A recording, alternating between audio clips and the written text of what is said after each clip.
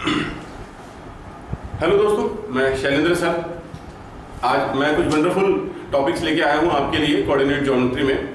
बहुत काम के होते हैं और बहुत यूजफुल हैं अगर आप कोऑर्डिनेट ज्योमेट्री को आगे लेके जाएंगे, और बहुत मजा आएगा आज आपको इस सेशन को अटेंड करने में। जिसमें पहला टॉपिक जो है हमारा होगा शिफ्टिंग द ओरिजिन। जैसा कि इसका नाम है शिफ्टिंग द ओरिजिन, जैसा नाम है वैसा ही आप इसे अंडरस्टैंड कर सकते हैं। शिफ्टिंग द ओरिजिन का सिंपल सा मीनिंग जो निकल के आता है कि हम ओरिजिन को शिफ्ट कर रहे हैं। सिंपल है। क्या ये पॉसिबल है? क्या ये पॉसिबल है कि ओरिजिन को शिफ्ट किया जा सकता है? तो बेसिकली अगर बात करूं तो जो आप एक्सिस लेके चल रहे हो उस अकॉर्डिंग अगर हम बात करेंगे तो हम एक्सिस को शिफ्ट नहीं कर सकते। सिंपल बात, आपको ये ध्यान रखनी। लेकिन फिर भी अगर हम शिफ्टिंग द ओरिजिन कॉन्सेप्ट पढ़ना चाह रहे हैं या पढ़ रहे हैं तो मैथमेटिकली इसकी जरूरत पड़ती है। इसलिए हम कुछ नए एक्सिस फॉर्म करते हैं, ओरिजिन एक नया हम अज्यूम करते हैं, और फिर उस ओरिजिन के रिस्पेक्ट में, चूंकि होता क्या है कि जब हम कोऑर्डिनेट ज्योमेट्री पढ़ते हैं तो हमने कुछ बेसिक टर्म्स पढ़ रखी होती हैं। बेसिक टर्म्स मतलब अगर मैं स्ट्रेट लाइन आपको बोलूं तो स्ट्रेट लाइन का एक स्टैंडर्ड इक्वेशन है जो आपको हमेशा से मालूम होता है। मैं आज एक काम करता हूं कि एक सिंपल सी आइडियोलॉजी तैयार करने के लिए कुछ बेसिक इक्वेशंस में यहाँ पे आपके लिए लिख दे रहा हूँ जो आपकी मदद कर सकते हैं। तो पहले हम लाइन की बात करते हैं। मैं लाइन से शुरू करता हूँ। तो लाइन का जो इक्वेशन होता है वो होता है ax plus by plus c is equal to 0। मुझे उम्मीद है आपको डायग्राम की जरूरत नहीं पड़ेगी। जो भी डायग्राम हमको रिक्वायर्ड होंगे हम आगे आने वाली क्लासेस में इनको समझेंगे। तो लाइन की अलग अलग कैटेगरी के इक्वेशंस आपको इस साल पढ़ने को मिलेंगे, क्योंकि क्लास 11th में एक बहुत बड़ा सेक्शन है स्ट्रेट लाइन के नाम का। वो आपको बहुत कुछ सिखाता है, लाइन के अलग अलग वेरिएशन सिखाता है। दूसरे नंबर पे अगर हम बात करते हैं तो हमें मिल सकता है सर्कल। सर्कल के दो इक्वेशन हम पढ़ेंगे। ए, यहाँ पे मैं लिख रहा हूँ X square plus Y square is equal to R square, जहाँ पर आर जो है हम रेडियस कंसीडर करेंगे। और दूसरा एक और इक्वेशन होता है X square plus Y square plus 2gx plus 2fy plus c is equal to 0। यहाँ मैं आपको बता दूं कि जो सेंटर के कोऑर्डिनेट हैं वो है -g माइनस f, और जो रेडियस है r वो होगी रूट के अंदर में g square plus f square minus c। ये दो बातें हैं जो आपको दिमाग में रखनी है। तीसरे नंबर पे हम पढ़ेंगे पैराबोला। पैराबोला, तो पैराबोला का सिंपल सा, वैसे तो 4 इक्वेशन होते हैं, पैराबोला भी 4 इक्वेशन में रिप्रेजेंट होता है, बट स्टैंडर्ड तौर पे मैं आपको जो होता है वो बता दूं, y square is equal to 4ax। ये स्टैंडर्ड हमें पढ़ना है। फिर हम पढ़ सकते हैं इलिप्स। बस इससे ज्यादा हम नहीं लेंगे। इलिप्स का स्टैंडर्ड इक्वेशन होता है X square upon A square plus Y square upon B square is equal to 1। तो गाइस ये बेसिक स्टैंडर्ड इक्वेशन है जो हमने स्टडी करनी होती है हमारे कोऑर्डिनेट सेक्शन में। अब जो टॉपिक मैं आपको बोल रहा हूँ शिफ्टिंग द ओरिजिन के बारे में जो हम बात करें, तो पहले मैं आपको टेक्निक बताता हूँ, फिर उसकी रिक्वायरमेंट मैं आपको बताता हूँ कि हमें उसकी जरूरत कैसे पड़ती है। और सबसे आसान जो रहेगा समझने के लिए, आपके पास सर्कल की ये वाली जो इक्वेशन है ये आपको सबसे ज्यादा मदद करती है शिफ्टिंग द ओरिजिन समझने के लिए। तो कैसे करेगी वो मैं आपको समझाता हूँ, कोशिश करता हूँ सिखाने के लिए। तो सबसे पहली बात, जब आप एक लाइन ऐसे ड्रॉ करें और एक लाइन ऐसे ड्रॉ करें तो आपको मालूम है कि हमने ये एक्सिस बना रखे हैं। ये हो गया हमारा एक्स एक्सिस और ये हो गया हमारा वाई एक्सिस। अगर कभी कभी सिचुएशन ऐसी आती है, कभी कभी जब मैं इस इक्वेशन की बात करता हूं तो मैं स्टैंडर्ड तौर पे, चूंकि x और y है हमारे पास तो बेसिक, और मैं यहाँ पर अगर इनको सेटिस्फाई कराऊं तो सेटिस्फाई हो जाते हैं। तो सर्कल का ये बेसिक इक्वेशन जो है वो डायग्रामेटिकली इस तरह से रिप्रेजेंट होता है, ये बन जाती है इसकी r। तो इसका ओरिजिन कहाँ पे हमको मिला? बिल्कुल हमारे ओरिजिन पे मिला। सेंटर कहाँ मिला? ओरिजिन पे मिला। तो यहाँ पर तो कोई प्रॉब्लम हमको हुई नहीं। लेकिन अगर कभी कोई सर्कल मुझे यहाँ पे बना हुआ मिले जिसका सेंटर ये है और मैं इसको स्टडी करना चाह रहा हूँ, तो ऑब्वियस सी बात है मैं इसे बेसिक वे में तो नहीं बना सकता, क्योंकि ये आप देख सकते हैं कि ये इन बिटवीन एक्स एक्सिस और वाई एक्सिस के कहीं पर आ रहा है। एक्स एक्सिस और वाई एक्सिस के बीच में होने की वजह से आप इसे जनरल वे में नहीं बना सकते। अब सपोज करते हैं एग्जाम्पल हम ले रहे हैं यहाँ पर। एग्जाम्पल के तौर पर मैं आपको इक्वेशन देता हूँ, 2 इक्वेशन दे रहा हूँ। पहली वाली इक्वेशन मेरी X square plus Y square is equal to 5, और मैं आपसे कहूँ 5 को हम 25 या 5 स्क्वायर लिख लेते हैं, सरल रहेगा। मैंने यहाँ लिखा X square plus Y square is equal to 5 square. तो हमारे पास रेडियस कितनी आई है? 5 स्क्वायर माने 5 हमारी रेडियस आ गई कंपेयर करें तो। और मैं आपको कहूँ कि इसे हमें रिप्रेजेंट करना है ऑन द कोऑर्डिनेट एक्सिस। तो कितना आसान ये हो जाएगा कि हम जहां हमारा ओरिजिन होता है वहां पे हम सेंटर ले लेंगे ये सेंटर आ गया, और इसकी जो रेडियस है वो आ गई हमारी 5, ये हमारा x एक्सिस, ये हमारा y। बहुत सिंपल है, कितना आसानी से बना दिया। लेकिन जब इसी इक्वेशन को अगर मैं चेंज करूं, एग्जांपल के तौर पे मैं आपको देता हूं x² plus 4x, sorry x² plus y² पहले लिखते हैं, फिर 4x minus 6y plus 2 is equal to 0। Suppose करो मैंने ये इक्वेशन लिखी है आपके लिए, अभी भी ये सर्कल की इक्वेशन मैंने अभी आपको सिखाया ना, ऐसी होती है स्टैंडर्ड। एक और होता है, तो हमारे पास दो इक्वेशन थी, एक ये वाली थी, एक ये वाली। अब मैं आपसे डिमांड कर रहा हूं कि आप इस इक्वेशन को ग्राफिकली मुझे रिप्रेजेंट करके दीजिए। तो क्या ये बहुत आसान पॉसिबल है कि आप फटाक से एक सर्कल सिर्फ ऐसा बना देने से क्या ये सर्कल बन जाता है? अगर मैं आपसे कह रहा हूं कि इसे प्रॉपर वे में बनाइए, कोऑर्डिनेट एक्सिस के साथ बनाइए, तो क्या ये उतना आसान होगा? तो डेफिनेटली ऐसा नहीं होता है। तो फिर हम इसको कैसे बनाएंगे, हम इसको कैसे सॉल्व करेंगे, वो मदद आपको मिलने वाली है इस टॉपिक से, शिफ्टिंग द ओरिजिन। मैंने एग्जांपल के लिए सर्कल लिया है, सबसे अच्छा होता है समझने के लिए, सबसे अच्छा होता है आपको अंडरस्टैंड करने के लिए। तो बाकी की चीजें भी आप इसी के रिस्पेक्ट में जाके सीखेंगे, समझेंगे, जो मैं आज आपको बताने वाला हूँ। तो guys, before going to shifting the origin concept, मैं चाहूंगा कि हम उस बेसिक वे की तरफ चलते हैं जिसको फॉलो करके हम अपने क्वेश्चन को सॉल्व करने वाले हैं। तो यहाँ पर आप देख सकते हैं कि x² है, फिर आपके पास में 4x भी इसके साथ में है। अगर मैं इसके अंदर में 4 ऐड करा दूं, आप समझ गए होंगे कि मैं क्या कर रहा हूं। मैं एक कंप्लीटिंग स्क्वायर मेथड जो क्लास 10th में हमने सीखी थी, यहां पर है x² प्लस 4x प्लस 4। अगर मैं यहां पर 4 ऐड करा रहा हूं, then same y² minus 6y plus 9 अगर मैंने, सो गाइस हमने यहां क्या किया, x² प्लस 4x प्लस 4 लिखा, plus y² minus 6y plus 9 लिखा। ऐसा इसलिए किया है क्योंकि हम कंप्लीटिंग स्क्वायर मेथड का एक कॉन्सेप्ट यहाँ पे अप्लाई कर रहे हैं। प्लस 2 ऑलरेडी यहाँ पर था, बट हमने ऐड कितना किया हुआ है, यहाँ पर 4 है, यहाँ पर 9 है, हमने 13 ऐड किया है, देयरफॉर हम 13 को सब्ट्रैक्ट भी करेंगे, इक्वल्स टू 0। अब यहाँ से लेके यहाँ तक अगर मैं आपसे टर्म कहूँ तो आप इसे लिख सकते हैं x plus 2 whole square, very good. Then यहाँ पर हम लिख सकते हैं y minus 3 whole square, got it, minus 11 equals to 0। थोड़ा सा और x plus 2 whole square, understandable है सारी चीजें, y minus 3 whole square is equal to, मैं यहाँ 11 ना लिख के रूट 11 स्क्वायर लिख रहा हूँ। मैंने इस तरह से इसे लिखा, थोड़ा सा मैंने कोशिश की इसे इस फ्रेमिंग में लाने के लिए, कुछ ऐसा दिखाने के लिए, बट अभी भी हम वहां तो नहीं पहुंच सके शिफ्टिंग द ओरिजिन। हम इसे भी डायग्रामेटिकली कैसे रिप्रेजेंट करेंगे, यहां से वो कॉन्सेप्ट शुरू होता है, शिफ्टिंग द ओरिजिन कॉन्सेप्ट। आपको क्या करना है, लेट जो आपने ये जो टर्म लिखी हुई है x प्लस 2 को आप सपोज कर लें capital X, and y minus 3 जो है आपका, इसे आप सपोज कर लें कैपिटल Y, ठीक है। अब हमने क्या किया, x प्लस 2 को कैपिटल X ले लिया, y माइनस 3 को कैपिटल Y ले लिया, तो हमारी ये जो इक्वेशन है ये क्या बन जाएगी, capital x² plus capital y² is equal to root 11 square. अब आप नोटिस करेंगे कि डेफिनेटली ये इक्वेशन जो है वो मैंने एक बेसिक इक्वेशन की तरह दिखने के लिए तो बना लिया। अब अगर ये x कैपिटल है, ये x कैपिटल Y है, तो क्या ये हमारे इस एक्सिस से अलग हो गए जो बेसिक एक्सिस हमारे होते थे। बेसिक जो एक्सिस हम कंसीडर करते हैं वो स्मॉल x और स्मॉल y के फॉर्म में होते हैं। ये जो कैपिटल X और कैपिटल Y है, इसको हम नए एक्सिस के तौर पे कंसीडर कर सकते हैं। तो जब कभी भी आप एक्सिस कंसीडर कर रहे होते हैं, आप जानते हैं कि यहाँ पर जो x एक्सिस है इसकी इक्वेशन क्या होती है, इक्वेशन ऑफ एक्सिस क्या होती है। जब हम x एक्सिस के बारे में बात कर रहे होते हैं, एट दैट टाइम यहाँ पर y इक्वल्स टू 0 होता है। जब हम y एक्सिस के बारे में बात कर रहे होते हैं, एट दैट टाइम यहाँ पर x इक्वल्स टू 0 होता है। In that same manner if I asked you to make these as a axis, तो यहाँ पर हम कैपिटल X को 0 कंसीडर कर सकते हैं, और एक्चुअल में जो कैपिटल X था वो कहां से आया था, वो आया था x प्लस 2 से, तो x plus 2 is equal to 0 आ गया। तो यहाँ पर x की वैल्यू क्या आई है, -2।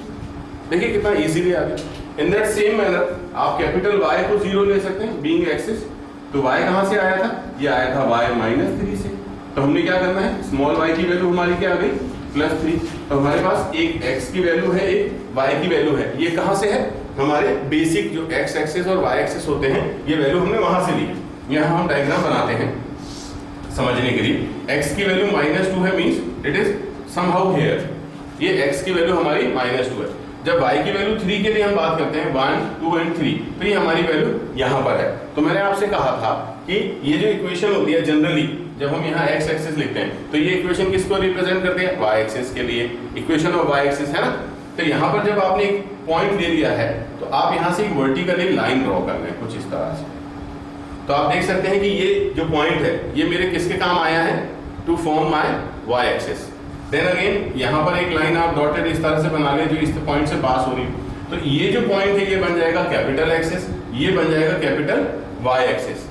और ये दोनों जहां इंटरसेक्ट कर रहे हैं ना, कीप दिस इन माइंड, ये दोनों नए एक्सिस जो आपने ड्रॉ करे ये जिस जगह पे इंटरसेक्ट कर रहे हैं उसको हम कहेंगे हमारा नया ओरिजिन। तो हमारा बेसिक ओरिजिन कहां पर था, यहां पर था, इसे हमने नए ओरिजिन के तौर पे शिफ्ट कर दिया। That is why this concept is said to be shifting the origin concept. अब अगर मैं आपसे कहूं कि ये जो इक्वेशन है जो बेसिक सर्कल की इक्वेशन है, अगर इस सर्कल की इक्वेशन को हमें ग्राफिकली रिप्रेजेंट करना हो तो रूट 11 जो होता है वो अप्रोक्सीमेटली 3 पॉइंट समथिंग होता है, 3 और 4 के बीच में। मतलब हमारी रेडियस कितनी आ जाने वाली है, हमारी रेडियस आ जाने वाली है 3 पॉइंट समथिंग। तो हम 3.5 ले लेते हैं। ये वाली जो डिस्टेंस थी ये -2 थी, यहां तक जाएंगे तो 3 आएगा, इसके थोड़ा सा आगे हम चले चलते हैं। तो ये डिस्टेंस अज्यूम करके हम एक सर्कल अगर इस तरह से बना लें ये, तो ये हमारा सेंटर हो गया और ये जो है हमारी रेडियस बन गई, या ये रेडियस बन गई, ये रेडियस बन गई। तो इस तरह से डायग्रामेटिकली सही तरीके से अगर आप अपने फिगर को रिप्रेजेंट कर लेते हैं तो कोनिक सेक्शन के बहुत सारे जो क्वेश्चंस हैं वो आप बहुत आसानी से हल कर पाएंगे। तो गाइस ये एक एग्जांपल के थ्रू जो हमने देखा कि शिफ्टिंग द ओरिजिन कॉन्सेप्ट हमें किस तरह से सीखना है और किस तरह से ध्यान रखना है, मैं आपको इसका एक स्टैंडर्ड फॉर्मेट बना देता हूं जिसे आप याद रख सकते हैं। तो अब इनकी जरूरत हमें नहीं है तो मैं इसको रफ कर रहा हूँ। मुझे उम्मीद है कि ये कॉन्सेप्ट विद एग्जांपल आपने समझा हुआ है, आपको काफी अच्छे से समझ में आया होगा। अदरवाइज करना क्या है वो भी देखते हैं। हमें करना ये है कि हम स्मॉल x को कैपिटल X प्लस H से रिप्लेस कराएं एंड स्मॉल y को कैपिटल Y प्लस K से रिप्लेस कराएं। अब यहाँ पर H और K जो हैं वो क्या निकल के आने वाले हैं आपके, वो डिस्टेंस ऑफ द पॉइंट। जैसे हमने अभी यहाँ पर देखा था कि हम कोई पॉइंट अज्यूम कर रहे होते हैं तो ये पॉइंट वहां पर आपको लेके चले जाते हैं। अभी आपने जो इस क्वेश्चन के हिसाब से अगर देखा हुआ है तो हमने क्या किया था, इसको और इसको हमने कैपिटल X और कैपिटल Y लिया था। या फिर इसी क्वेश्चन में हम बनाना चाहें capital X is equal to small x minus h and capital Y की बात करूं मैं न्यू एक्सिस के रिस्पेक्ट में तो y माइनस k। तो यहाँ पर h और k कौन सी वैल्यू आ रही है, ये वाली वैल्यूज आप देख सकते हैं, यहाँ पे +2 यहाँ पर -3, ये वैल्यूज जो है वो हमारी h और k की वैल्यूज बनती है। तो अगर आप कैपिटल एक्सिस के रिस्पेक्ट में याद रखते हैं तो आप ऐसे याद रख सकते हैं, अगर आप स्मॉल x और स्मॉल y के रिस्पेक्ट में याद रखते हैं तो आप इस तरह से इन्हें याद रख सकते हैं। ये क्वेश्चंस, ये जो एग्जांपल के तौर पे ये क्वेश्चन जो होते हैं जो हमने एग्जांपल के तौर पे अभी देखा, ये क्वेश्चंस खासे ऐसे पोजीशन पे पूछे जाते हैं आपसे जहां पर कि वो क्वेश्चन मल्टीपल टॉपिक्स में बन जाता है। अभी आप जान रहे हैं, इजी गोइंग आपको समझ में आ रहा है, लेकिन जब क्वेश्चंस करने जाएंगे तो कोशिश कीजिएगा कि ये कॉन्सेप्ट को बहुत अच्छे से आप ध्यान रखें और इनका यूज डेफिनेटली आप सीख जाएंगे, कोई प्रॉब्लम नहीं है। क्वेश्चंस आएंगे तो आप बिल्कुल सीखेंगे। अगर आप चाहें तो मैं कुछ क्वेश्चंस यहाँ पर आपके लिए लिख देता हूँ जिनको आप प्रैक्टिस कर सकते हैं। तो पहला क्वेश्चन हम ले लेते हैं, ये बनेगा मेरा y square plus 4y minus 8x plus 2 equals to 0। दूसरा इक्वेशन मैं आपके लिए लिख दे रहा हूँ, आप कर सकते हैं इसे x square plus y square plus 8x minus y plus 2 equals to 0। ऐसे कुछ तो भी नंबर ले लीजिए।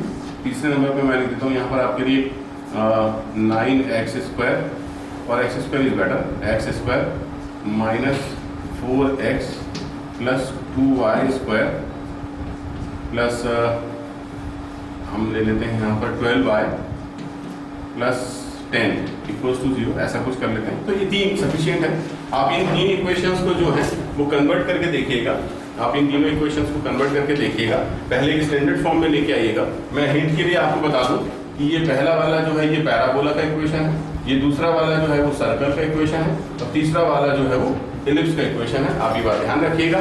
तो आपको आइडियोलॉजिकली पता होना चाहिए कि पैराबोला कैसा होता है, सर्कल कैसा होता है और इलिप्स कैसा होता है। तो जब आप इन्हें कन्वर्ट कर लेंगे, अपने बेसिक फॉर्म में ले आएंगे, बेसिक फॉर्म में लाने के बाद में आप इस तरह से अपने ओरिजिन को शिफ्ट करने के लिए ये कॉन्सेप्ट कहाँ पे लागू होता है, इस जगह पर ये ध्यान रखिएगा।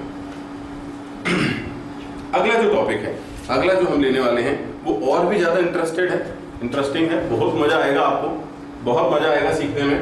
और बेसिक ज्योमेट्री है जो आपने पिछली क्लासेस में सीखी हुई है। मैं तो ये कहूंगा कि जो क्लास 10th में हम ऑलरेडी सीख चुके हैं, क्लास 10th में हमने ऑलरेडी जो टॉपिक कर चुका है उसी की मदद से आज हम इसको करने वाले हैं। थोड़ा सा ज्योमेट्री मतलब आपको ट्रायंगल वायंगल की प्रॉपर्टी यूज करनी है, थोड़ी सी ट्रिग्नोमेट्री यूज करनी है, 10th लेवल की सारी 10th लेवल के। लेकिन टॉपिक इतना ज्यादा ट्रिमेंडसली वेल डिजाइंड है कि आप जब इसे डील करेंगे ना, तो मैं बता रहा हूँ आप बहुत ही ज्यादा फेबुलस फील करेंगे, मजा आ जाने वाला है आपको। और जो टॉपिक का नाम है गाइस, वो टॉपिक का नाम होता है हमारा रोटेशन ऑफ एक्सिस। क्या मतलब है इसका, रोटेशन ऑफ एक्सिस? जैसे अभी हमने शिफ्ट किया ओरिजिन को, तो क्या अब हम एक्सिस को रोटेट करने वाले हैं? Definitely yes. डायग्राम से पहले समझते हैं फिर आगे बढ़ेंगे।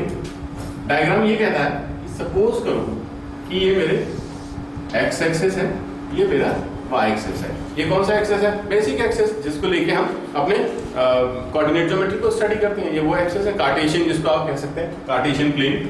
तो यहाँ पर एक्स एक्सिस है, यहाँ पर वाई एक्सिस है। फॉर सम कंडीशन या फॉर सम रिक्वायरमेंट, अगर मुझे जरूरत पड़ी कि मुझे अपने रोटेशन करने पड़े, अपने एक्सिस को रोटेट करना पड़ा, रोटेट किया मैंने, मान लो मैंने इसे एंटी क्लॉकवाइज डायरेक्शन में रोटेट किया हुआ है। तो जब मैं इसे रोटेट करूंगा तो आप समझ सकते हैं कि ये थोड़ा सा, अगर मैंने यहाँ पर एंगल थीटा लिया इतना, और मैंने यहाँ पे ले आया इस x को यहाँ पर ले आया, तो ऑब्वियस ही बात है ये y वाला भी इधर रोटेट हो जाएगा। और कितना डिग्री होगा? Theta degree. वेरी गुड, यहाँ पे ये थीटा आ जाएगा। जब ये x एक्सिस जो है ऊपर उठेगा, रोटेट होगा, तो रिस्पेक्टिवली सेम y एक्सिस भी रोटेट होगा। तो अब हमारे पास देखने के लिए हम ये देख सकते हैं कि हमारे जो x एक्सिस है और जो y एक्सिस है वो नई पोजीशन पे आ गए। यहाँ गाइस जो टॉपिक हमें समझना है आज, वो टॉपिक ये है कि अगर मैं पहले एक पॉइंट ले रहा था, जिस पॉइंट की प्रीवियस एक्सिस के रिस्पेक्ट में अगर मैं बात करूं कि ये जो कोऑर्डिनेट है, सपोज करो नेमिंग हम कर लेते हैं, हमने x और y इसकी कोऑर्डिनेट एज्यूम करें, जो पॉइंट हम ले रहे हैं उसके कोऑर्डिनेट हमने एज्यूम करें p ले लेते हैं x और y। तो आप जानते हैं कि ये प्रीवियस हमारे बेसिक एक्सिस के रिस्पेक्ट में हमारी पॉइंट हो रहा था p। जब ये शिफ्ट हमने करा दिया, हमने एक्सिस को शिफ्ट करा दिया, तो अब मैं अगर आपसे पूछूंगी अभी यहां से लेके यहां तक की जो डिस्टेंस थी वो डेफिनेटली y थी, आपको मालूम है, y एक्सिस के रिस्पेक्ट में। लेकिन अगर मैं अब नए एक्सिस के रिस्पेक्ट में इस पॉइंट की डिस्टेंस आपसे पूछूं, थोड़ा सा तिरछा हो गया, अगर मैं आपसे कहूं कि नए एक्सिस जो मैंने बनाए हैं उसके रिस्पेक्ट में ये लेंथ आप बताइए, तो क्या will it be same y? अभी भी y रहेगी? तो y तो नहीं रहेगी। तो हमने सिर्फ और सिर्फ अपने एक्सिस को रोटेट किया, हमने अपने कोऑर्डिनेट की लोकेशन को चेंज नहीं किया है। तो अगर हम सिर्फ एक्सिस को रोटेट कर रहे हैं, तो हमारा जो प्रीवियस पॉइंट था, जो हमारा पहले पॉइंट P हमने ले रखा था, इसकी लोकेशन क्या होगी, हम इस बारे में बात करना चाह रहे हैं। मतलब हमारे पास जो x और y है, इनकी वैल्यू क्या चेंज हो जाएगी, हम ऐसा कुछ प्लान कर रहे हैं, आज हम ऐसा कुछ पढ़ने वाले हैं। तो गाइस ये डिस्टेंस जो है, अब हम थोड़ा सा नेमिंग कर लेते हैं। नेमिंग में क्या हो जाएगा कि आप जब ज्योमेट्री लगाएंगे, ये जैसे ओरिजिन को हम O ले लेते हैं, यहाँ पर मैं लिख देता हूँ M, और ये जो पॉइंट है, जो लाइन ऑफ परपेंडिकुलर हमने ड्रॉ करा रखी है, यहाँ पे N, यहाँ पर हम इससे एक लाइन और परपेंडिकुलर बना लेते हैं समझने के लिए, आसानी करने के लिए। L मैं क्या कर रहा हूँ, ये बात आपको समझनी होगी, ये सब परपेंडिकुलर है, यहाँ पर ये परपेंडिकुलर है, और मैं यहाँ से एक परपेंडिकुलर और ड्रॉ कर रहा हूँ जो इस तरह से यहाँ पर परपेंडिकुलरली फॉल होगा, 90 डिग्री बना रहा होगा। गाइस बेसिक ज्योमेट्री है, इसलिए ज्यादा लोड आप नहीं लेंगे, इसको भी कोऑर्डिनेट नेम कर दीजिए आप Q। बेसिक ज्योमेट्री है, इसलिए आप सब, मुझे लगता है कि मैं जो आगे बातें आपसे शेयर करूंगा बहुत सिंपल है। रोटेशन ऑफ एक्सिस कहने के लिए बहुत बड़ा और हैवी टॉपिक होता है, लेकिन बहुत इजी है समझने में। देखिएगा अभी आप क्या गैस कर सकते हैं कि what is the length of OM? OM है यहाँ से लेके यहाँ तक, आप गैस कर सकते हैं विद रिस्पेक्ट टू कोऑर्डिनेट। तो डेफिनेटली आप कहेंगे सर इसकी वैल्यू होगी x, हम लिख लेते हैं, हमें जरूरत पड़ने वाली है। इन दैट सेम मैनर में अगर मैं आपसे पूछूं what is the length of PM, देन भी आप बता सकते हैं कि PM sir very good, PM यहाँ से लेके यहाँ तक है, हमने y ले लेना। इसके अलावा हमें जो जरूरत पड़ने वाली है उसके बारे में हम बात कर लेते हैं। हम ON की बात करते हैं। This is ON। ये ON क्या है? अभी भी ये x एक्सिस है, ये हमने ON क्या लिया था? Distance on X axis. अभी हम ओ एन की बात करें, that is also with respect to axis. आप देखें, आपने अपने एक्स एक्सिस को रोटेट करके यहां लाए हैं, तो ये जो लेंथ निकलेगी ओ एन, ये कौन से एक्सिस के रिस्पेक्ट में आएगी? एक्स एक्सिस के रिस्पेक्ट में। पर हमें पता तो है नहीं कि वो कितनी है, हमें वही तो पता लगाना है। तो हम क्या करेंगे, यहाँ पर हम ले लेंगे ओ एन को या तो एक्स डैश लिख लें या कैपिटल एक्स लिख लें, कोई प्रॉब्लम नहीं है। इन दैट सेम मैनर अगर मैं आपसे पूछूं पी एन, तो पी एन हम क्या निकाल सकते हैं? पी एन जैसे हमने यहां से देखा पी एम क्या था? y एक्सिस के रिस्पेक्ट में डिस्टेंस थी। उसी तरह से पी एन की बात करूं तो वो डिस्टेंस भी y एक्सिस के रिस्पेक्ट में है, पर हमें नहीं मालूम है तो हम यहां पे लिख लेते हैं कैपिटल Y। हम क्या बात करना चाह रहे हैं कि ये पॉइंट हमने मूव नहीं किया है। प्रीवियसली जब हमने x एक्सिस और y एक्सिस लिए थे तब इस पॉइंट के कोऑर्डिनेट थे x और y। अब अगर एक्सिस रोटेट हो गए हैं, सपोज करो कि एक्सिस रोटेट हो गए, एक्सिस रोटेट होने पे ये पॉइंट तो कहीं नहीं गया, एक्सिस रोटेट हो गए थीटा एंगल से, तो इस पॉइंट की जो लोकेशन है वो नए एक्सिस के रिस्पेक्ट में क्या होने वाली है, हम ये डिटरमाइन करने के लिए फॉर्मूला बना रहे हैं, ये आप मान सकते हैं। तो अगर छोटी मोटी सी इंफॉर्मेशन मैं आपसे बात शेयर करूं, जैसे कि अभी आपने मुझसे कहा कि sir O M is equal to X, चलिए मैं यहाँ एक्स इज इक्वल टू लिखता हूँ, X is equal to O M. अभी आपने मुझसे कहा तो ओ एम को हम और कैसे रिप्रेजेंट कर सकते हैं ज्योमेट्रिकली। हम ओ एम की वैल्यू अगर निकालना चाहें, उसको और डिस्क्राइब करना चाहें, तो क्या मैं लिख सकता हूँ O L minus L M. आप देखें O L minus L M, हम ऐसे बात कर सकते हैं, डेफिनेटली कर सकते हैं। क्या ओ एल या एल एम में से कोई वैल्यू हम जानते हैं? ओ एल या एल एम में से कोई वैल्यू हम जानते हैं? क्या वो किसी के इक्वल आ रही है, किसी के रिस्पेक्ट में सेम हो रही है? तो अगर आप गौर करें तो ये जो एल एम है यहां से लेके यहां तक, this is same as Q N. तो अगर हमें जरूरत है तो हम क्या कर सकते हैं, ओ एल माइनस यहाँ एल एम की जगह हम लिख सकते हैं क्यू एन। फाइन, इसे अभी हम ऐसे करते हैं, बाद में इक्वेशंस के नंबर डालेंगे, अभी बेसिक हम अपनी डिटेल्स इकट्ठी कर रहे हैं, ठीक है। अब अगर हम बात करें, जैसे हमने x की वैल्यू ली है ओ एम, वैसे ही अगर हम y की वैल्यू लें, या ऐसा करते हैं, चूंकि हम थीटा डिग्री मूव करा रहे हैं, y की वैल्यू हम रिस्पेक्टिवली आगे ले लेंगे। अगर मैं आपसे बात करूं कि हम ट्राइंगल ओ एल एन, कहां पर है आपका ओ एल एन, दिख रहा है आपने O L N, in triangle O L N हमारे पास क्या मिला? ओ एल मिला, ओ एल। इसे कौन सी साइड कहेंगे अगर ये 90 डिग्री बन रहा है यहाँ पर? तो बेस। हमारे पास क्यू एन है, क्यू एन हमारे पास अगले ट्राइंगल में, उसके बारे में हम बाद में बात करेंगे। हमारे पास यहाँ पर एक साइड है ओ एल, जिसे कंसीडर किया जाता है बेस। तो अगर हमारे पास यहाँ एक बेस एक साइड है और मैं यहाँ ट्रिग्नोमेट्री का यूज करना चाह रहा हूँ, तो मैं कौन कौन से रेशियो यूज कर सकता हूँ? पहला रेशियो है मेरे पास में 10 और दूसरा रेशियो है मेरे पास में कॉस या साइन। क्या है? तो कॉस है। तो क्या हम यहाँ पर कॉस थीटा अगर अप्लाई करें तो वो बनता है बेस। बेस माने O L upon hypotenuse means O N. देखिए हमने ये क्यों किया, अंदाजा लगाइए। ओ एल की लेंथ हमें नहीं मालूम है, ओ एल की कोई लेंथ कोई वैल्यू हमें नहीं मालूम है, लेकिन हमें जरूरत तो ओ एन की है, वो निकालना भी है। हमें ओ एन की पता है, हमने यहाँ कैपिटल एक्स डिफाइन कर रखी है। तो हमने cos थीटा इसलिए अप्लाई किया क्योंकि हमारी जो इक्वेशन बन रही थी इसमें हमारे पास में ओ एल तो है, ओ एल है, लेकिन ओ एल की जरूरत हमें नहीं है, हमें उसकी वैल्यू नहीं पता है। तो हमने ओ एल को रिलेट कहां से कराया हुआ? ओ एन के साथ में। तो ओ एल को जब हम ओ एन से रिलेट कराएंगे तो can be write like this कि O L is equal to, O L की वैल्यू कितनी निकल के आ जाएगी हमारी? या तो मैं पहले लिखूं ओ एन cos थीटा, और अभी जो हमने प्लान किया है ओ एन हमारा कैपिटल एक्स को रिप्रेजेंट कर रहा था, तो मैं यहाँ पे लिख देता हूँ capital x cos theta. Is it okay? यहाँ तक ठीक है। पहले हमने क्या किया, हमने सारी जो लेंथ है उनको सेपरेटली अलग अलग लिख लिया अपने प्रॉपर वे में, फिर छोटा सा कॉन्सेप्ट लगाया कि x की वैल्यू क्या निकल के आती है, और फिर हमने cos थीटा से रिलेट करा दिया। क्यों रिलेट कराया? क्योंकि हम ये जान रहे थे कि हमारा एक्सिस जो है वो हमने x डिग्री रोटेट किया है। तो अगर आपके x डिग्री यूज हो रहा है, आपने रोटेट किया हुआ है और राइट एंगल ट्रायंगल है, तो cos आपके पास ट्रिग्नोमेट्री एक सबसे आसान तरीका है जिससे रिलेट करा के आप साइड्स की लेंथ निकाल सकते हैं। आपने पहले भी कर रखा है, इवन तो आपने 10th में भी किया हुआ है। अब इसके बाद अगर हम देखें कि हमारे पास एक और ट्रायंगल है जो राइट एंगल ट्रायंगल, क्योंकि हमें इसकी जरूरत पड़ रही है। आप देखें क्यू एन है ना, तो क्यू एन हमें कौन सी वाले ट्रायंगल में मिल रहा है? मिल रहा है पी एन क्यू में। तो अगर हम चले in triangle P Q N, आप यहाँ देखें ध्यान से, पी क्यू एन जो ट्रायंगल है, अब इसमें सबसे पहले तो बात ये है, पहले मैंने लिख दिया, सॉरी टू से, हम छोटी सी एक अलजेब्रा लगा लेते हैं, ज्योमेट्री लगाते हैं सॉरी। उसमें मैं आपके पास दो ट्राइंगल लेके आ रहा हूं, एक है ओ एम, ये इसको पॉइंट दे देता हूं मैं एस, क्या दिया मैंने ओ एम एस, मुझे उम्मीद है आप समझेंगे। दूसरे नंबर में मेरे ट्राइंगल है पी एस एन। बात समझ में आ रही कौन कौन से दो ट्राइंगल है? फिर से O M S P S N. क्या इसमें ये एंगल और ये एंगल बराबर हो सकते हैं? डेफिनेटली हो सकते हैं, सबको मालूम है। This is a concept of vertically opposite angle. ये वाला एंगल जो हमने लिया हुआ है, ये वाला एंगल और साथ में ये वाला एंगल, ये दोनों कैसे हैं? 90 डिग्री। अगर किन्हीं दो अलग अलग ट्राइंगल में, ट्राइंगल ये है और ये ट्राइंगल वो ऊपर वाला, अगर दो ट्राइंगल में दो एंगल बराबर आ जाए तो तीसरा एंगल कैसा होता है? ऑटोमेटिकली सेम होता है। भाई दो एंगल की वैल्यू इक्वल है, अगर आप एंगल सम प्रॉपर्टी भी लगाओगे तो थर्ड एंगल ऑटोमेटिकली आपका सेम आ जाएगा। मतलब ये कितना डिग्री आ गया आपका? Again theta. तो वही थीटा जो हमें यहां मिलना था वही थीटा हमें यहां मिल रहा है। Got it? अब हम बात करेंगे हमारे ट्राइंगल पी क्यू एन में, इस ट्राइंगल में।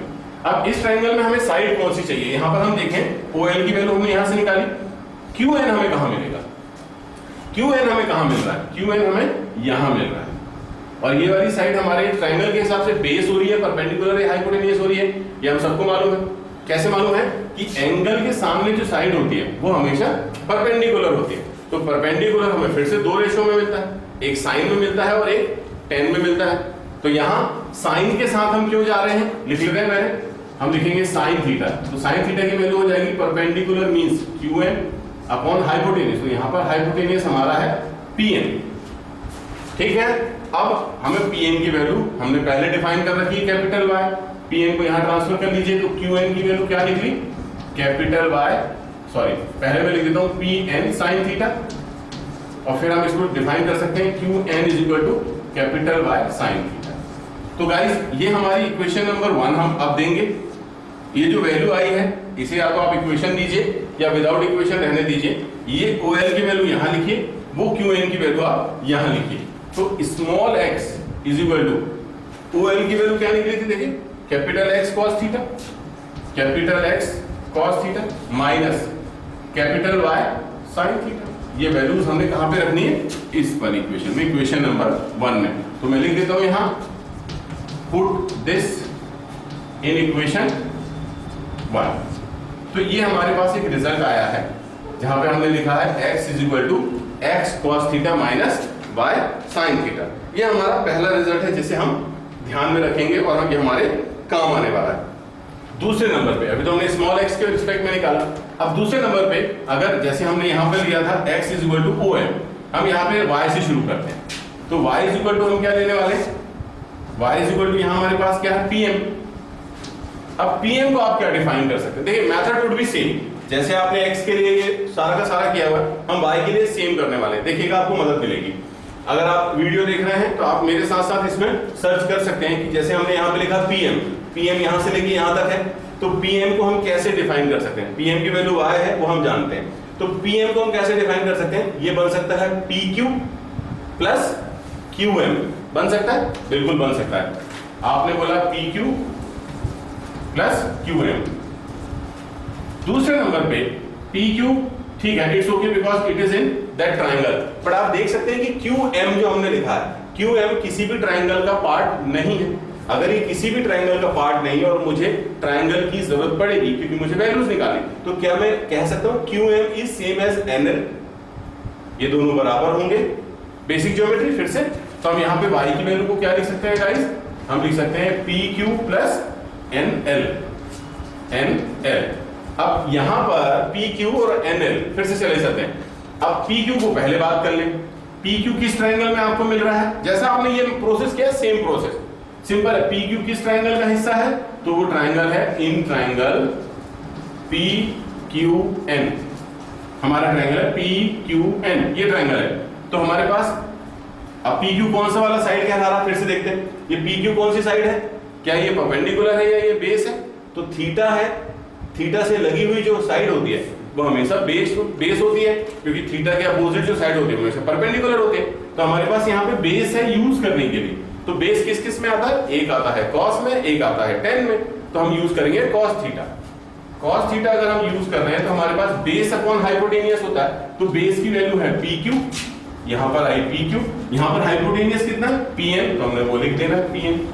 अब हमारे पास यहाँ पी क्यू था जिसकी जरूरत थी, तो हम P Q is equal to क्या लिख सकते हैं, पीएन कॉस थीटा। और पीएन आप जानते हैं क्या है पीएन, ये देखिए लिखा हुआ है वाई, पहले लिख लिया था आपने, तो हम इसे लिख सकते हैं capital Y cos theta. Very good. दूसरे नंबर पे हमें जरूरत है एनएल की। फिर से देखिए एनएल कौन से वाले ट्रायंगल में आ रहा है, तो आपने देख लिया एल ओ एल एन, हमारे ट्रायंगल का नाम क्या हुआ ओ एल एन, तो हमारे ट्रायंगल ओ एल एन में, तो यहाँ पे गाइस हम in triangle O L N हम क्या यूज करेंगे, फिर से देखते हैं। ये कौन, ये थीटा है, थीटा के सामने जो साइड होती है वो हमेशा कौन सी होती है, परपेंडिकुलर।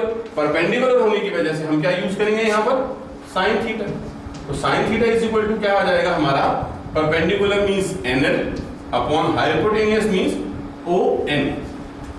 ओ एन की वैल्यू हमने x लिख रखी है, हम यहाँ पे डायरेक्ट अगर लिखते हैं तो हमारे पास क्या हो गया, एनएल का मतलब NL is equal to capital X sine theta. अब अगर हम इसे इक्वेशन दे देते हैं, फिर से चलिए, हमने यहाँ इक्वेशन दिया था 1, ये वाली इक्वेशन को हम देंगे 2, इसकी जरूरत हमको पड़ने वाली है। ये इक्वेशन हम ले लेते हैं 3, तो यहाँ पे क्या करना है हमें, put this and this in equation 3। मैं यहाँ लिख देता हूँ आपके लिए, पुट दिस इन इक्वेशन 3। क्या है, हमने जो वैल्यू लेके आई हम अपने इक्वेशन नंबर 3 में अभी पुट करेंगे। तो इक्वेशन 3 क्या है, y is equal to P Q की वैल्यू क्या निकलेगा गाइस, पी क्यू की वैल्यू आई है y cos theta, very good, capital Y cos theta, plus अगली वैल्यू क्या है, कैपिटल X sin थीटा, यहाँ पे लिख दीजिए कैपिटल X sin थीटा। ये बन गई हमारी इक्वेशन नंबर 4। तो ये हमारे एक और बॉक्स में आ गई। तो हमारे पास दो रिजल्ट्स आ गए। यही था basic concept shifting the origin के लिए, कि हमारे पास स्मॉल x की जो वैल्यू है, ये स्मॉल x की वैल्यू जब हम ओरिजिन को शिफ्ट कराएंगे तो क्या होने वाली है, तो ये होने वाली है। स्मॉल y की वैल्यू क्या होने वाली, जो हमारे बेसिक x और y एक्सिस है उनकी वैल्यूज के बारे में अगर हम बात करें तो वो क्या होने वाली है, ऐसे हमने देख लिया। लेकिन यहाँ पे अभी हमारा टॉपिक खत्म नहीं हुआ है। टॉपिक इसलिए खत्म नहीं हुआ है क्योंकि हमें पता भी तो चलना चाहिए कि ये जो कैपिटल X है, ये जो कैपिटल Y हमने जो नए एक्सिस बनाए हैं, इनकी पोजीशन क्या है, इनके कोऑर्डिनेट हम कैसे स्टडी करेंगे। क्योंकि अब जब मैं बात करूंगा आफ्टर द शिफ्टिंग ओरिजिन, ये जो एक्स वाई है, अगर नए एक्सिस के रिस्पेक्ट में जाऊंगा तो इनके कोऑर्डिनेट जो है वो बनेंगे कैपिटल X और capital Y। Got it. After shifting the origin ये जो मेरा P है, ये स्मॉल एक्स वाई नहीं रह जाएगा, ये बन जाएगा कैपिटल X और capital Y with respect to the new axis, ये वाले एक्सिस। तो हमें जो कोऑर्डिनेट चाहिए होंगे वो चाहिए होंगे कैपिटल X और कैपिटल Y के रिस्पेक्ट में। तो गाइस हमारे पास ये दो इक्वेशन है, ये दो इक्वेशन, क्या इनको किसी भी तरह से आप सॉल्व करके कैपिटल X और कैपिटल Y की वैल्यू निकाल सकते हैं? तो डेफिनेटली आपने क्लास 10th पहला चैप्टर, या मुझे नंबर याद नहीं, शायद दूसरा या तीसरा, थर्ड चैप्टर था शायद, लीनियर इक्वेशन टू वेरिएबल। देखिए ये कहीं ना कहीं आपको उसी तरह दिखाई दे रहा है। अब अगर मैं x की वैल्यू निकालना चाहूं तो मुझे y वाली टर्म खत्म करनी है, ये y है और ये y है, यहाँ y का कोफिशिएंट sin थीटा, वहां y का कोफिशिएंट cos थीटा। तो क्यों नहीं ऐसा किया जाए, मल्टी, यहां पर क्या करना है, cos theta multiply cos theta in equation 2, ये 2 थी हमारी, एंड sin थीटा इन 3 कौन सी, ये वाली। चलिए पहले हम इसमें cos थीटा मल्टीप्लाई करते हैं, क्या बनेगा ये x, सॉरी ये इक्वेशन 4 गलत लिख दिया मैंने, सॉरी। यहां पर मैंने क्या लिखना है, x cos थीटा, यहां पर क्या हो जाएगा, is equal to capital X cos square theta minus ये क्या है, y capital Y sin theta plus, मतलब साथ में cos थीटा आ जाएगा। अब इस इक्वेशन में अगर इक्वेशन 4 में हम काहे से मल्टीप्लाई कर रहे हैं, sin थीटा, तो left would be y sin theta is equal to, यहां पर क्या हो जाएगा, capital Y sin theta cos theta, and then यहां पर क्या हो जाएगा, plus capital X sin square theta. What is guys, इतना तो सबकी समझ में आ रहा है, बहुत सिंपल सा कॉन्सेप्ट है ये। अब अगर मैं आपसे कहूं कि दोनों को ऐड कर लीजिए, अगर मैं आपसे कहूं दोनों को ऐड कर लीजिए, तो बेसिक वे में जैसे हम पहले ऐड करते थे, ये माइनस वाली टर्म है, ये प्लस वाली टर्म है, सेम होने की वजह से तो कैंसिल हो गई। आपने लेफ्ट में ऐड किया तो क्या आया, x cos theta plus y sin theta is equal to, यहां पर अगर हम ऐड कर रहे हैं तो आप नोटिस कर सकते हैं x is common, so that in bracket what's remaining, it is cos square theta plus sin square theta, that will be 1 in result।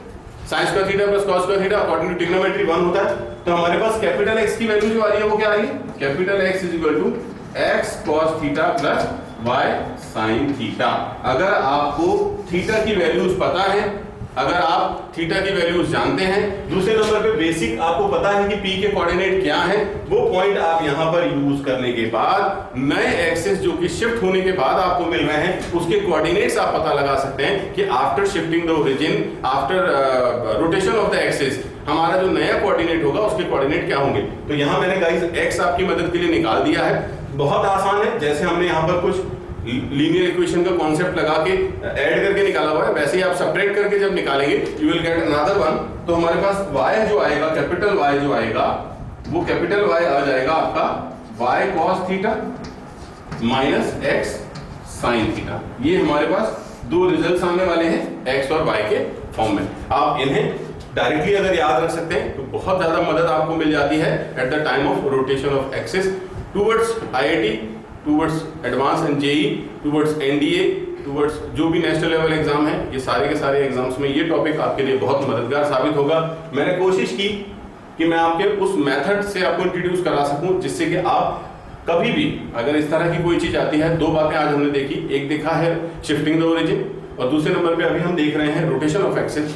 ये सारे के सारे जो कॉन्सेप्ट्स हैं एक नॉर्मल 11th के लेवल पे बच्चों को नहीं पढ़ाए जाते हैं। मुझे उम्मीद है कि अगर आप कॉम्पिटिटिव लेवल पे प्लान कर रहे हैं तो ये टॉपिक आपकी बहुत मदद करेगा। अब क्या होता है कि एक मैं अपनी तरफ से मैंने नोटिस किया, मेरा एक अनुभव है, एक्सपीरियंस है कि कभी भी कोई टॉपिक अगर वो मल्टी चैप्टरिंग हो जाता है, मतलब एक टॉपिक अगर किसी दूसरे टॉपिक चैप्टर के साथ में इंटरेक्ट करे, अगर उसका कोई रिलेशन वहां मिलता है तो उसकी वैल्यू बढ़ जाती है। अब कैसे बढ़ जाती है उसको भी हम इस टॉपिक से ही डिस्कस कर लेते हैं। आज हमने इस टॉपिक को रिलेट करा रहा हूं मैं, एक नया हमारे पास कॉन्सेप्ट होता है, इस 11th क्लास में हम पढ़ते हैं उसे, and named it complex number. तो मैं क्या कर रहा हूं, आज इस टॉपिक को मैं कॉम्प्लेक्स नंबर के नाम के चैप्टर के साथ मैं आपको रिलेट कर रहा हूं। अगर आपको बेसिक नॉलेज है कॉम्प्लेक्स नंबर का तो बहुत अच्छी बात है, बेसिक बस चाहिए, ज्यादा नहीं।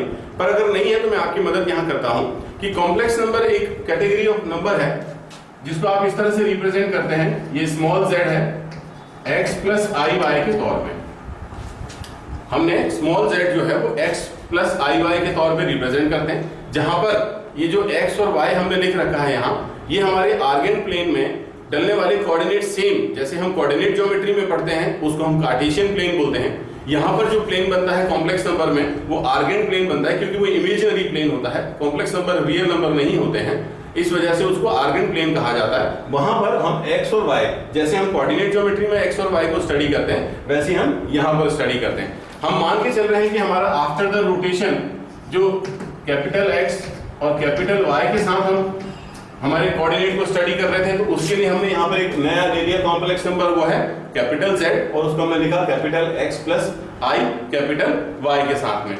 जब आप कॉम्प्लेक्स नंबर को फर्दर स्टडी करते हैं तो आप जान पाते हैं कि e की power I theta is a concept, ये लिखा हुआ है e की power I theta is a concept in which we use cos theta plus I sin theta. What is it? e to the power I theta is considered to be cos theta plus I sin theta. After that, अब हमें करना क्या है? हमें करना सिर्फ इतना है कि अगर मैं आपसे कहूं कि is there any relation between small z, capital Z in e to the power I theta, मैं एक रिलेशन डेवलप कर रहा हूं स्मॉल z, कैपिटल Z और e to the power I theta के बीच में। तो मैंने क्या किया कि मैंने देखा small z is equal to capital Z into e to the power I theta।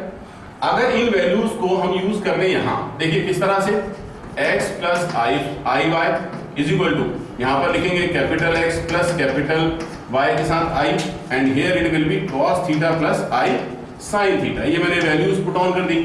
अब मैं आपसे कहूंगा कि इनको आप मल्टीप्लाई कर लीजिए सिंपल मैनर में, इसे कुछ नहीं करना है। तो x plus I Y is equal to, ये आफ्टर मल्टीप्लाई क्या हो रहा है देखते हैं, कैपिटल x cos थीटा, ठीक है, ये वहां चला जाएगा तो क्या हो जाएगा i capital x sin theta, ठीक है, ये जब यहां जाएगा तो क्या हो जाएगा plus i capital y cos theta. जब ये वहां जाएगा तो क्या हो रहा है आप देखें गौर से, i इंटू आई होता है i square, then capital y and then sin theta.